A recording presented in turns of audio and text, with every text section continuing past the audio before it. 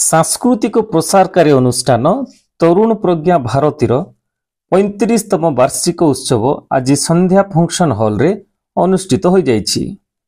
लक्ष्मीकांत मिश्र सभापतित्व रे आयोजित एही कार्यक्रम रे मान्यवर विधायक श्रीजुक्त तारा प्रसाद बाहिनीपति मुख्य अतिथि भाव में मंचासीन थिबा बेले सम्मानित अतिथि भाव में डॉक्टर परेश रथ वरिष्ठ सांबादिक तथा आदिवासी संस्कृति गवेषक एवं श्री चंदन कुमार नायक गोष्ठी शिक्षा अधिकारी जयपुर मंचासीन थिले।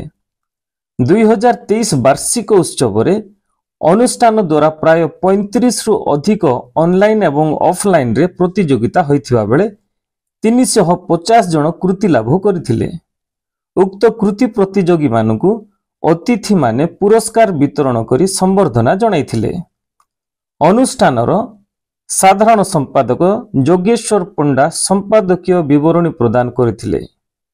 एही अवसर रे मान्यवर विधायक अनुष्ठानर प्रतिष्ठाता स्वर्गत डॉक्टर गंगाधर नंदक स्मृति उद्देश्य रे 55 मंदिर ठारू जयनगर पर्यंत रास्तार नामकरण करबा पई घोषणा करथिले।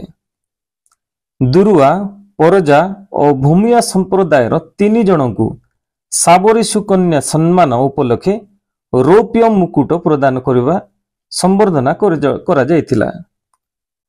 एवं नूतन प्रतियोगिता ज्ञान भारती ऑनलाइन क्विज रे 13 जन कृति प्रतियोगी मानकु यथाक्रमे 5000, 3000, 2000 एवं शांतमनमूलक भाव में 500 टंका अर्थ प्रदान कर जायतिला।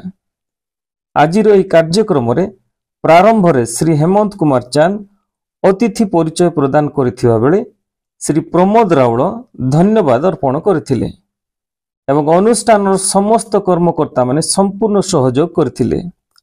उक्त कार्यक्रम को सरस और सुंदर करबा पई डॉक्टर सुरेश दास, देवेंद्र बाहिनीपति प्रधान, सौभाग्य नंद, बबीता पात्र, पी सुशीलांक समेत गणमाध्यम प्रतिनिधि वृंद उपस्थित थिले। परिशेष रे छात्र छात्री मानक द्वारा सांस्कृतिक कार्यक्रम परिवेषण करा जायतिला। साबरी सुकन्या सम्मानन परज संप्रदायर अधिकारी चंद्र रूपमुकुटर मुक्ता किसारी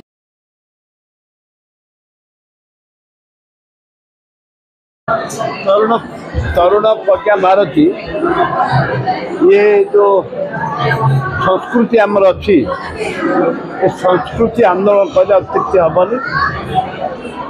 डॉक्टर नंद जे स्वर्गीय नंद ताकू दीर्घ 35 वर्ष आरंभ कर सारा भारत देश में यार प्रचार प्रसार चली विश्व में बहु जगार लोक ये ग्रहण कर वाक्य को ग्रहण कर आज तांकर 35तम प्रतिष्ठार 35तम दिवस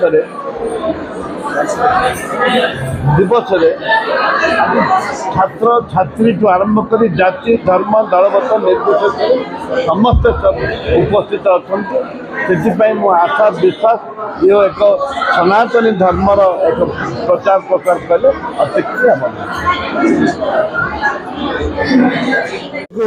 35 वर्ष पूर्व केवल जयपुर सहर को लेकिन आरंभ होता तरुण प्रज्ञा भारती यार प्राण प्रतिष्ठाता थे डॉक्टर गंगाधर नंद किंतु प्राय 2 मास तले देहांत होगा। कार्य को आगे को नवाई जयपुरवासी अंटा भिड़ी एवं सभापति हिसाब से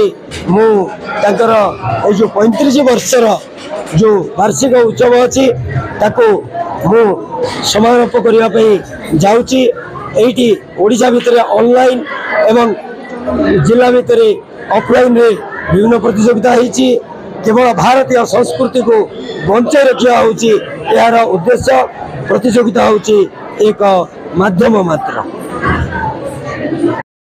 जयपुर रु आम ओडिशा लाइव रिपोर्ट।